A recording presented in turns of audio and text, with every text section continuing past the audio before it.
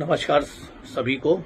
भाइयों, मैं मनीष त्रिपाठी प्रयागराज से आप सबके बीच में एक छोटी सी बात लेके आया हुआ हूँ। सुबह से बड़े फोन आने लग गए, बड़े मैसेजेस आने लग गए कि सर कुछ यूट्यूब पे कुछ ऐसी वीडियोस लोगों ने डाली हैं, कुछ ऐसे सवाल किए हैं जिसकी वजह से लोग कंफ्यूज हो रहे हैं, समझ नहीं पा रहे हैं, अपनी आस छोड़ रहे हैं।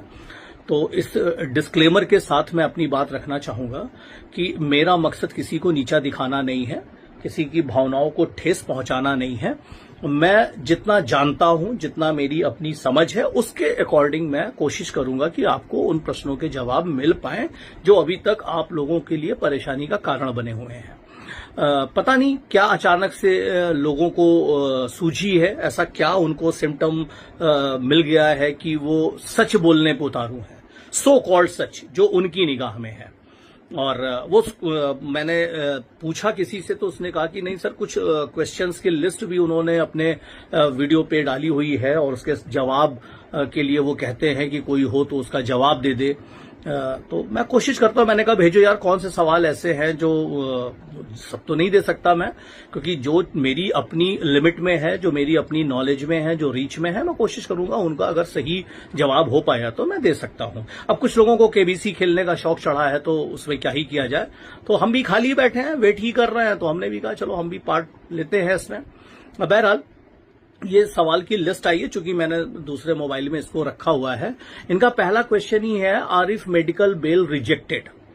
भाइयों, आप सबको पता है प्रोसिक्यूशन रिपोर्ट सबमिट होने से पहले ही 18 या 19 अप्रैल को आरिफ निसार साहब की बेल लगाई गई थी। किस बेसिस पे? मेडिकल ग्राउंड पे। मेडिकल ग्राउंड भी क्या था, उनको आंखों से रिलेटेड कोई प्रॉब्लम थी जिसका ट्रीटमेंट करने के लिए उन्होंने लगाई और बाद में प्रोसिक्यूशन रिपोर्ट भी सबमिट हो गई थी। उस बेल को ये कहते हुए कोर्ट ने चैलेंज किया कि आपकी जो प्रॉब्लम है उसका इलाज आपको कपूरथला जेल में ही मिल जाएगा, यहीं के डॉक्टर से मिल जाएगा, तो आप यहीं करा लो। उन्होंने कहा नहीं सर, हमारा यहां पे नहीं होगा, हमें हमारे प्राइवेट डॉक्टर से कराना है जो हमारा इलाज करते आए हैं। फिर कोर्ट ने उनको बोला कि हम ज्यादा से ज्यादा आपको सिविल हॉस्पिटल या पीजीआई चंडीगढ़ भी भेज सकते हैं, जहां बहुत अच्छा ट्रीटमेंट होता है, आप वहां जाके करा सकते हो। लेकिन आरिफ जी की तरफ से ये बात नहीं मानी गई। उन्होंने कहा नहीं कि हम अपने ही डॉक्टर से कराएंगे जो हमारा केस देख रहे हैं, और हम उनसे ज्यादा कन्वीनियंट हमारे लिए रहेगा अगर वो हमारा ट्रीटमेंट करेंगे। बट इस डिमांड को कोर्ट ने ये कहते हुए रिजेक्ट कर दिया कि कल को सारे लोग अगर ऐसी डिमांड करने लग गए कि हर आदमी अपना ट्रीटमेंट अपने ही डॉक्टर से करेगा, कोई चेन्नई में है, कोई हैदराबाद में है, तो कानून के लिए बड़ा मुश्किल होगा और ये एक नजीर बन सकती है। तो बेल इस बेस पे रिजेक्ट की गई थी। उनको इलाज कराने से नहीं रोका, उनको इस वजह से उनकी बेल रिजेक्ट की गई कि उन्होंने कहा हमको मेरे पर्सनल डॉक्टर से कराना है। पीजीआई के लिए तो अलाउ कर रहा था।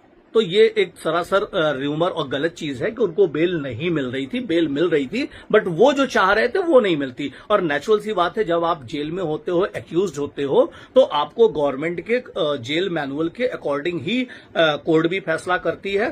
क्योंकि आप कहीं ना कहीं अगर कोर्ट ये कहती कि नहीं, आपको चलो हम आपके डॉक्टर से ही इलाज कराने की परमिशन दे दें, तो कहीं ना कहीं गवर्नमेंट के ऊपर भी एक क्वेश्चन होता है कि जो गवर्नमेंट के हॉस्पिटल्स हैं, क्या वो इतने कॉम्पिटिटिव नहीं है, क्या वो इतने अच्छे नहीं है कि आंख का इलाज हो। और कोई गंभीर समस्या कोर्ट ने इसको नहीं मानी।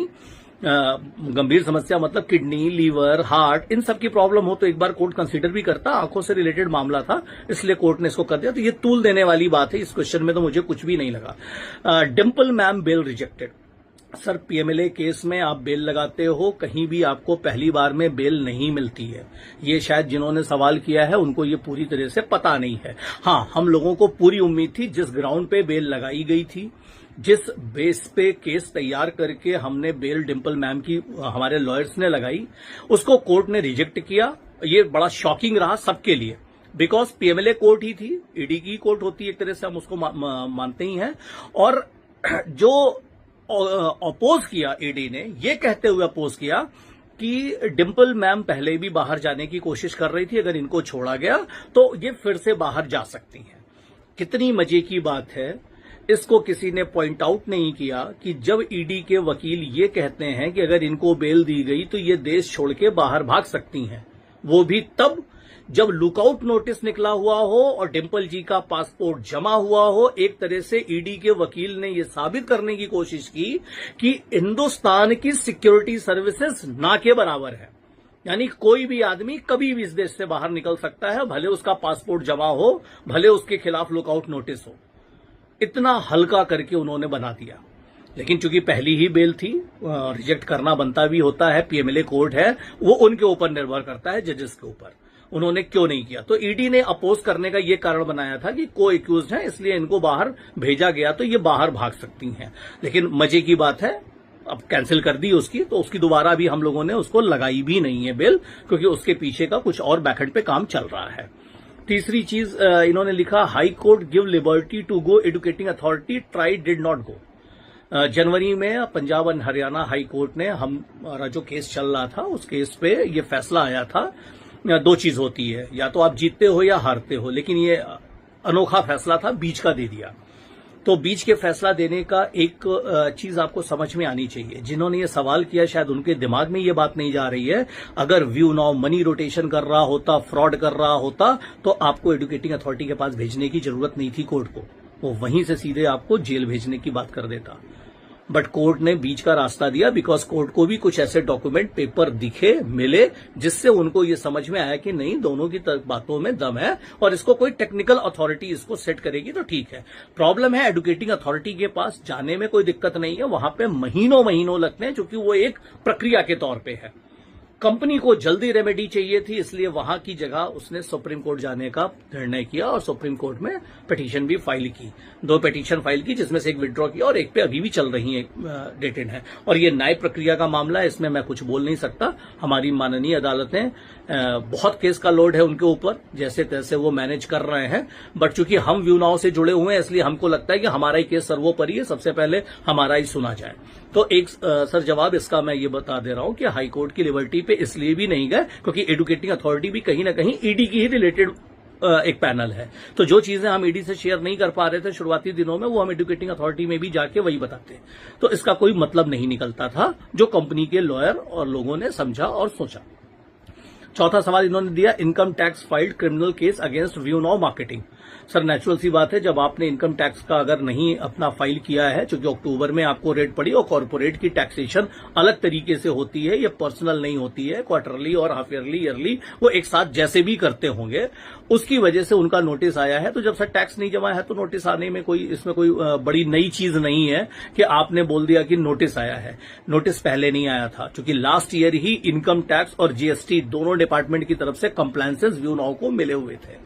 तो ये भ्रम फैलाने की, एक तरह से सवालों के जरिए भ्रम फैलाना कि क्यों, और नोटिस तो हमें भी आएगा सर। सितंबर लास्ट डेट है इनकम टैक्स फाइल करने की। अगर हम फाइल नहीं कर पा रहे, चूंकि रेंट नहीं आया है, बहुत से हमारे ड्यूज हैं, अगर वो हम नहीं कर पाएंगे तो नोटिस हमें भी आएगा। इसमें कोई नई चीज नहीं है। तो इनकम टैक्स अपना काम कर रहा है, आपको किराया नहीं मिल रहा, आप ईएमआई नहीं जमा कर पा रहे, लेकिन बैंक तो नोटिस दे रहा है ना आपको। बैंक ये थोड़ी समझने को तैयार है कि व्यू नाउ के साथ प्रॉब्लम है। सेम वही चीज है, इनकम टैक्स में इससे कोई लेना देना नहीं था कि आप क्या कर रहे थे, क्या नहीं कर रहे, तो उसको उसका हिस्सा चाहिए। वो नहीं मिल रहा तो उसने नोटिस डाल दी, एक कर दिया। वो भी कंपनी फाइट करेगी उसके साथ, पूरे मेरिट के साथ। बाकी अगला